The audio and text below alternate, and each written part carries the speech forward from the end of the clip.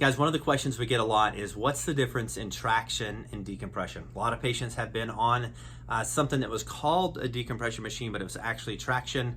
The DRX 9000 is true decompression. What's the difference? I want to show you using this spine.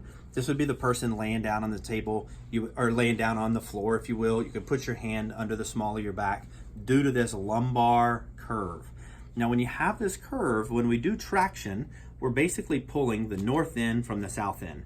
And when that happens and we stretch that apart, it straightens the curve of your spine out. The muscles back here get really upset. A lot of people will get off of a traction table and they'll have spasm. They'll have a lot of pain or discomfort. And it's not very specific whatsoever.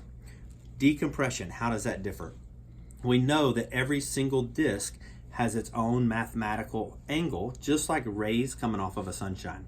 When we do that, if we determine that what particular disc has the herniation, we change the angle of pull to mathematically match the angle of that specific disc. So we can isolate the majority of our decompression is happening at that level rather than just pulling one end from the other and hoping for the best. That's where the specificity and the subtlety comes in and makes sure that we get the most reproducible and most advantageous results for every single patient.